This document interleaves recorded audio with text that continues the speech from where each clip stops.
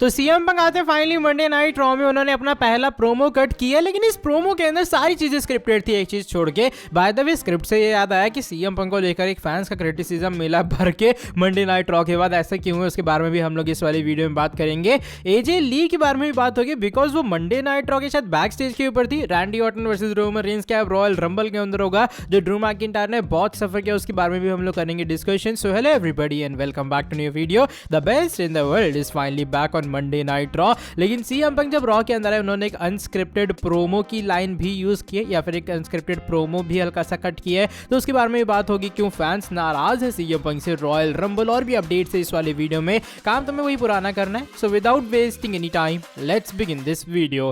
देखो वीडियो को पहले शुरू में करने वाला द जजमेंट डे के साथ में। जजमेंट डे जो है अभी फिलहाल मंडे नाइट रॉ के अंदर, जिन लोगों ने रॉ नहीं देखे छोटा सा कॉन्टेक्स्ट दे देता हूँ। वहां पर डेमियन प्रीस्ट अपने आप को ब्लेम करते लॉस के लिए, कहते ठीक है भाई मैंने लीडर था, मैंने तुम लोगों को हरवा दिया, भड़क लो तुम लोग मुझ पे, क्या होगा उससे ज्यादा, तुम लोग भड़कोगे, तुम लोग मुझे बोलोगे तूने हरवा दिया, ऐसा वैसा मैं एक्सेप्ट करता हूँ इस चीज को। लेकिन फिर धीरे धीरे करके जजमेंट डे के मेंबर्स बताते नहीं भैया हम लोग फैमिली की तरह है, ऐसा वैसा है। लेकिन अगर तुमने ध्यान से नोटिस किया होगा ना, उसके बाद जो रियल रिप्ली है वो हल्की सी ईविल स्माइल देती हुई नजर आई। तो देखो पहली बार तो बताया जा रहा है कि WWE फॉर श्योर प्लान कर रही है डेमियन प्रीस्ट का बाहर आना जजमेंट डे फैक्शन से, और इवेंचुअली ड्रू मैकिंटायर ज्वाइन करेंगे उस फैक्शन को एज रिप्लेसमेंट। अब डेमियन प्रीस्ट का बेबी फेस टर्न की जो प्लानिंग है बताया जा रहा है बहुत जल्दी WWE एग्जीक्यूट करेगी, और रोड टू रेसलमेनिया के अंदर तुम्हें प्लान्स पूरे तरीके से एग्जीक्यूट भी होते हुए नजर आएंगे कि डेमियन प्रीस्ट एक बार फिर से बेबी फेस बनेंगे। देखो टू बी वेरी ऑनेस्ट मेरे हिसाब से डेमियन प्रीस्ट अभी फिलहाल जिस तरीके से एज ए ईविल कैरेक्टर है, एज ए हील सुपरस्टार है, वो बहुत ज्यादा बेहतरीन काम कर रहे हैं। और जजमेंट डे के अंदर डेमियन प्रीस्ट का जो रन अभी तक बहुत अच्छा रहा है। बाकी देखो WWE क्या प्लान करती है।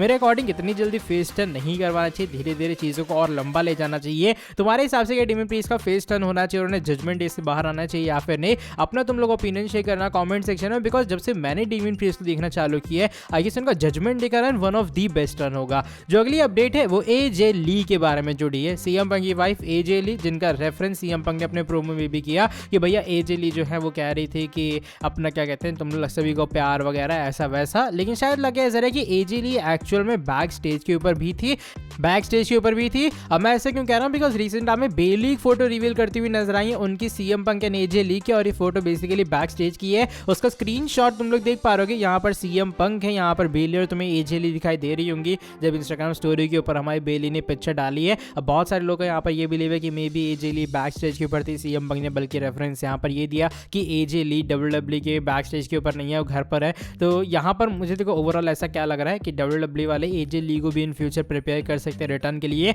अगर वो WWE के बैक स्टेज के ऊपर एक बार फिर से वापस आई है ना, तो मुझे लगता है ना कि ट्रिपल एच के दिमाग में वो आइडिया नहीं आएगा। वैसे मेरे हिसाब से ये एक्चुअल में मंडे नाइट रॉ की नहीं बल्कि शायद रॉयल रंबल के बैक स्टेज की फोटो हो। लेकिन क्योंकि तुम लोगों को बता दूं कि एक अपडेट भी आई है सामने कि बेली, कोफी किंगस्टन ये वो सुपरस्टार्स हैं जिनके साथ WWE ने डिजिटल फिल्म कंटेंट किया है ये अपने सीएम पंग के कमबैक को लेकर, जहां पर बैक स्टेज के ऊपर रिएक्शंस वगैरह दे रहे होंगे। तो ये कुछ सीन अभी फिलहाल एजे ली को लेकर मुझे ऐसा लग रहा है कि एजे ली फॉर श्योर कमबैक करेंगी। अब उस कमबैक का हमें हल्का सा थोड़ा वेट करना पड़ेगा एंड फाइनली वो भी रिटर्न करने वाली हैं। लेकिन अब चलो बढ़ते हैं इसके बाद वाली अपडेट की तरफ। ये जुड़ी थी Viper will the apex predator legend killer Randy Orton के बारे में। ऑर्टन का भी कमबैक होता है मंडे नाइट रॉ के अंदर। एक लंबे टाइम बाद हमने ऑर्टन को देखा, लेकिन ऑर्टन ने ये बात क्लियर कर दी भैया जे उसको चलो बख्श दे उन्होंने 2 सेकंड के लिए, लेकिन बाकी ब्लड लाइन को बख्शने वाले नहीं है। तो क्या इसका मतलब ये अब रैंडी ऑर्टन जाएंगे रोमन रेंस के पीछे और फेस करेंगे उस वर्ल्ड हेवीवेट अनडिस्प्यूटेड चैंपियनशिप के लिए या फिर अनडिस्प्यूटेड यूनिवर्सल चैंपियनशिप के लिए रॉयल रंबल के अंदर।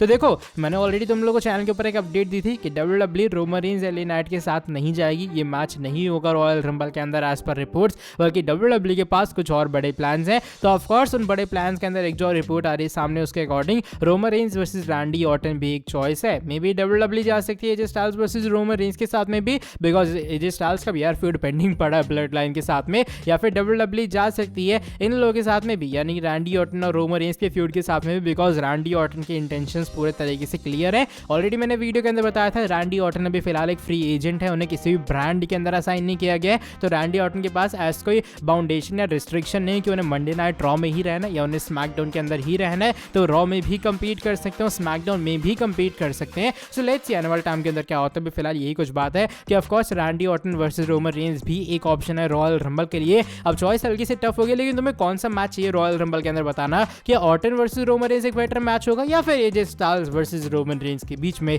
चलो बढ़ते हैं आज की हमारी सेकंड लास्ट अपडेट की तरफ। इस बारे farmer WWE WWE champion Drew McIntyre के बारे में जुड़ी है। जिन लोगों को नहीं पता, अगले हफ्ते सेथ रॉलिंस वर्सेस जे उसो का मैच होगा वर्ल्ड हेवीवेट चैंपियनशिप के लिए। ड्रू मैकिंटायर सैमी ज़ीन से कंपीट करेंगे, लेकिन मंडे नाइट रॉ के अंदर सेथ रॉलिंस एंड मैकिंटायर के बीच में कॉन्फ्रंटेशन होती है, जहां पर जब एक ग्लासगो किस देते हैं हमारे मैकिंटायर, उनके सर से खून बहने लग जाता है। तो बेसिकली ये जो खून है वो इसलिए बहा था क्योंकि ड्रू मैकिंटायर एक बॉच का सफर कर बैठे। हुआ क्या था, जब ग्लासगो किस उन्हें देनी थी वो बेसिकली सिर के ऊपर मारते हैं, राइट। लेकिन हुआ कि जो सेथ रॉलिंस की वर्ल्ड हेवीवेट चैंपियनशिप है ना, वो गलती से पॉप ऊपर हो गई और ड्रू मैकिंटायर का आधा सर उस चैंपियनशिप से भी जाके लड़ा है। और ये एग्जैक्ट मोमेंट था जब ड्रू मैकिंटायर को ब्लीडिंग का सफर करना पड़ा है। ऑफ कोर्स ये चीजें बिल्कुल भी स्क्रिप्ट का पार्ट नहीं थी। यहाँ पर WWE ने ऐसा प्लान नहीं किया था भैया खून वून बहेगा ड्रू मैकिंटायर के सर से, लेकिन वो गलती से हो गया कि चैंपियनशिप अचानक से ऊपर हो गई और मैकिंटायर का सर सीधा उस चैंपियनशिप से जाके लड़ा। इसलिए ग्लासगो किस देते टाइम उनका कहते हैं वो पूरा खून वून निकलने लग गया था। तो बस यही कुछ चीज़ है जो कि मुझे लगा तुम लोग को बतानी चाहिए कि मैकिंटायर के भैया भयंकर वाला दर्द हुआ होगा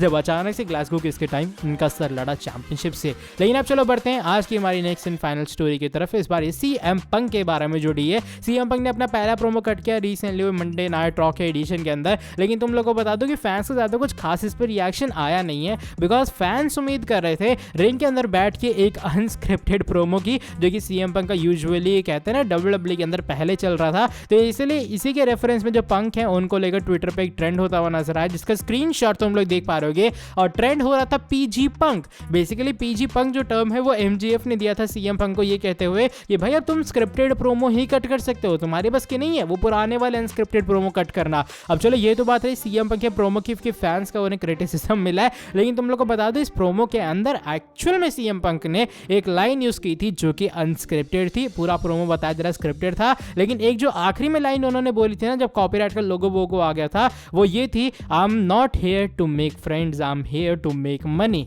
और बताया जा रहा है ये जो लाइन है वो एक्चुअल में पूरे तरीके से अनस्क्रिप्टेड थी, ये स्क्रिप्ट का पार्ट नहीं थी। लेकिन पंक को लगा तुरंत ही वाला एडिशन करना चाहिए क्योंकि उन्होंने बहुत सारी बातें की थी अपने प्रोमो के अंदर, और इवेंचुअली पंक ने ये बात कंफर्म कर डाली कि भैया वो पैसे के लिए सिर्फ वापस आए, ज्यादा कुछ है दोस्त बनाने नहीं है। तो ये कुछ बातें जो कि मुझे लगा तुम लोग को बतानी चाहिए। तुम्हारे हिसाब से क्या CM पंक का जो प्रोमो था वो अप टू मार्क नहीं रहा? क्या तुम्हें भी लगता है कि ये PG पंक था, या फिर जो आखिरी में लाइन यूज की वो वैसे बेटर थी ऑफ कोर्स, लेकिन क्या जो आखिरी में लाइन यूज की उससे पूरा प्रोमो अच्छा बन जा रहा है? चलो by the way that is it for today video. अगर तुम्हें ये वाली वीडियो पसंद आई है, इस वाली वीडियो को तुम लोग नीचे लाइक करो, चैनल को सब्सक्राइब करना, बेल नोटिफिकेशन को भी कर देना ऑन। अब मैं तुमसे मिलूंगा आके नेक्स्ट वीडियो के अंदर बहुत ज्यादा जल्दी।